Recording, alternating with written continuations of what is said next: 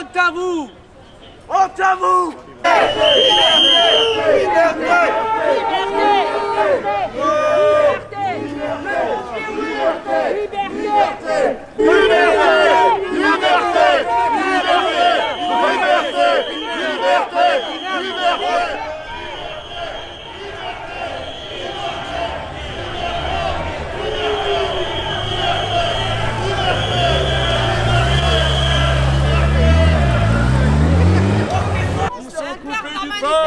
Ils sont coupés du peuple! Ils sont coupés du peuple!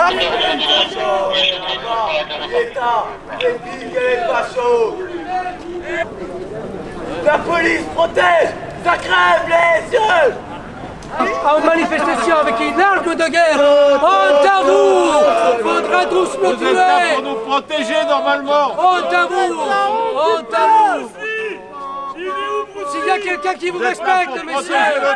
S'il y a quelqu'un qui vous respecte, c'est le peuple! Vous êtes là pour protéger le peuple, pas autre chose! On veut éviter le point de nos retours! Parce qu'il va y avoir de morts grâce à votre arme, messieurs! S'il y a quelqu'un qui vous respecte, qui vous parle de l'alerte, c'est bien le peuple! Arrêtez d'être aveugles!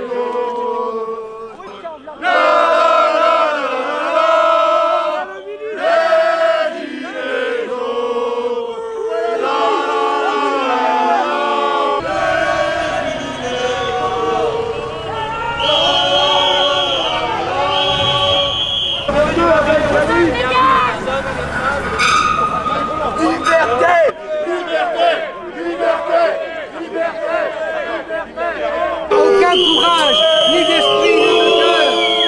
Parce qu'ils ne sont peut-être pas des éveillés spirituels, ce sont des éveillés tout court.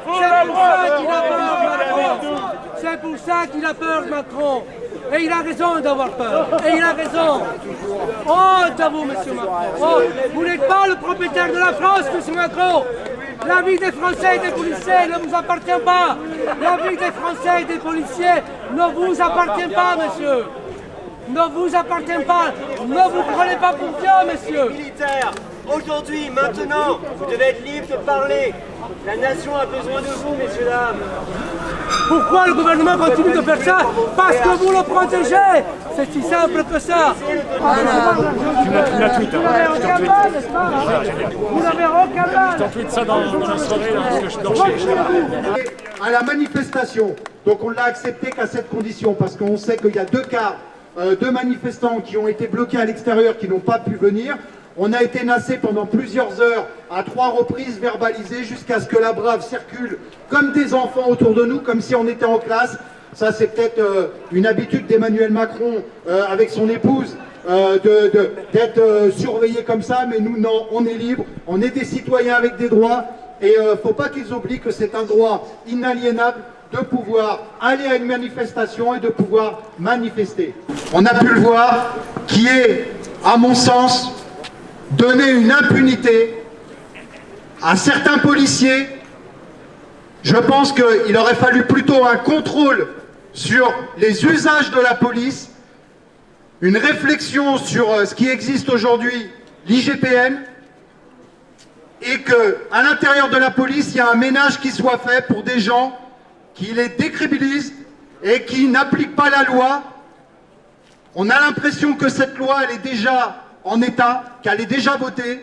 À voir ce qui s'est passé depuis une semaine, mardi dernier, sur les manifestants sur la presse, ce qu'on a pu voir aussi cette nuit sur un journaliste, Rémi Buzine, qui s'est plaint à plusieurs reprises d'avoir été frappé. Que ce soit un journaliste ou pas, je pense que la diffusion d'images permet la transmission d'informations, de faire savoir à ceux qui n'ont pas accès, par une autre manière, la vérité. Et les gens sont assez responsables et assez grands pour se faire une vraie idée d'une situation. On n'est pas des enfants, on est des gens responsables. Tous les jours, on est amené à prendre des responsabilités, à prendre des décisions, et qu'on arrête de prendre des mesures pour la population, comme si on était des gamins, et des choses inappropriées, Je pense que le pays et les citoyens depuis 2 ans réclament et attendent autre chose. On est sortis dans la rue pour ça. Et je pense que ce gouvernement devrait plutôt répondre à toutes les doléances au niveau social, au niveau économique, de ce que la population, elle peut attendre pour enfin pouvoir espérer vivre décemment et du fruit de leur travail. Il devrait plutôt répondre, parce que cette loi ne va pas empêcher les suicides chez les policiers. Elle ne va pas empêcher d'avoir des meilleures conditions de travail qui se plaignent tout le temps eux-mêmes, d'aller en manifestation sauvage sans déclarer.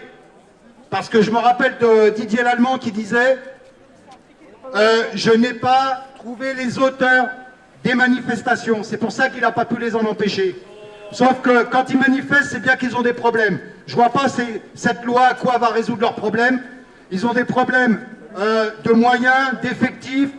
Ils ont des problèmes de formation. Je ne vois pas cette loi en quoi va leur permettre justement de pouvoir y pallier. Elle ne répond pas non plus à la crise sanitaire. Elle ne répond pas non plus aux besoins des Français, aux personnels soignants qui sont en grève depuis plus d'1 an et demi, qui réclament des avancées pour pouvoir prendre soin des autres. La société devrait pouvoir le faire, elle ne le fait pas. J'ai le sentiment que ce gouvernement est complètement à côté de la réalité de l'attente des Français et des citoyens. Donc cette loi est une loi liberticide, elle se joint à la loi anti-casseurs et la loi Avia, qui sont des lois liberticides et des dérives totalitaires à mon sens. Et quand on voit ce qu'il y a eu hier à République, franchement, d'une part c'est inhumain, voilà, c'est inhumain, et ça montre vraiment, par rapport à cette loi, les dérives qu'il peut y avoir et l'interprétation que certains policiers peuvent en faire. Je tiens à le rappeler, normalement cette loi qu'ils veulent mettre en place, elle n'est toujours pas mise en place, mais apparemment elle est déjà appliquée. Et j'ai le sentiment aussi qu'elle est libre d'interprétation. Normalement, même si on est contre, elle n'interdit pas de pouvoir filmer. C'est juste l'usage qu'on va en faire. Et j'ai l'impression que déjà des policiers pensent qu'on n'a pas le droit de prendre notre téléphone en tant que simple citoyen, que la presse, elle n'a plus le droit d'utiliser ces outils pour filmer et communiquer et informer. C'est complètement faux. La loi déjà, on est contre, mais en plus elle ne dit pas ça. Donc il faudrait qu'ils révisent un petit peu cette loi et surtout qu'elle ne passe pas. Parce que ça peut montrer, cette nuit, ça montre exactement les dérives qu'il peut y avoir. On est là, à travers la gestion désastreuse de la crise sanitaire. La France fait aujourd'hui l'expérience de ce que nous, les Gilets jaunes, dénonçons depuis 2 ans, jour pour jour. Nous sommes sortis manifester le 17 novembre 2018 pour demander une justice fiscale et sociale. Sur les ronds-points et dans les rues, nous avons fait l'expérience de la fraternité. Nous pensions exercer nos droits. Nous imaginons que notre voix serait entendue. Mais nous nous sommes heurtés à un mur. Le gouvernement nous a méprisés et diffamés. Foule haineuse, casseurs, racistes, antisémites. La répression fut sans précédent, à mort, 27 épargnés, 5 mains arrachées, plusieurs milliers de blessés, plus de 10 000 gardes à vue, plus de 3 000 condamnations, environ 800 prisonniers. Un bilan effroyable au nom des valeurs républicaines assénées par la classe politique. Bravo.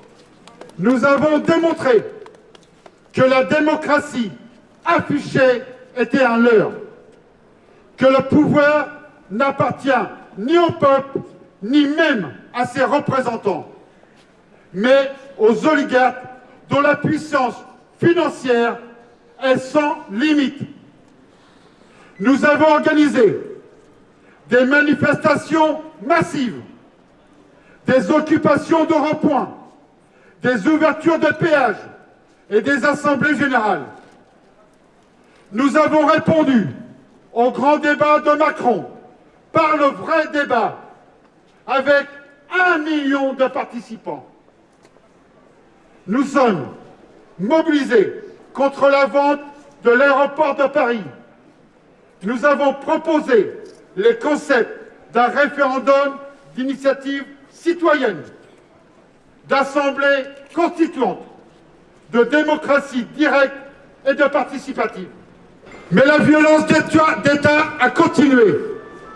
Pour ces actes, nous avons été arrêtés, séquestrés, fichés et incarcérés pour des motifs fallacieux.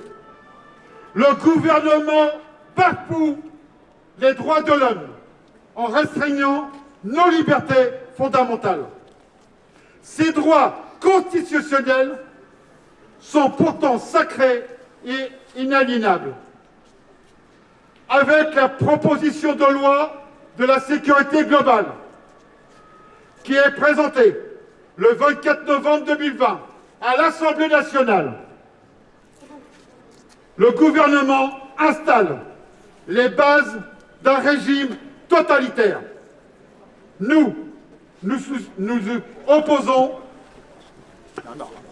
opposons à cette énième loi liberticide qui s'inscrit dans le cadre de l'état d'urgence sanitaire et sécuritaire. Un cadre sans cesse reconduit qui frappe l'ensemble du peuple de France. Nous appelons le peuple de France à reprendre le pouvoir qui lui est confisqué, à se mobiliser massivement contre le gouvernement et à reprendre son destin en main. Nous avons retrouvé la fraternité. Regagnons la liberté et l'égalité. Novembre 2020, à l'Assemblée nationale. En effet, depuis plusieurs années,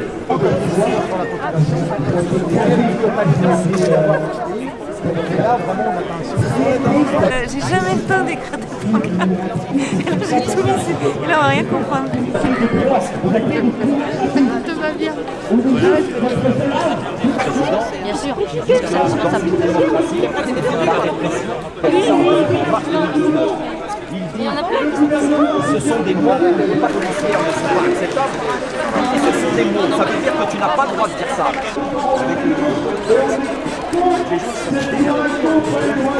Et là, ils font la tribulation. T'as pas la brave, mais t'as des contrôles partout. Gauche, c'est ça. Aussi, c'était pas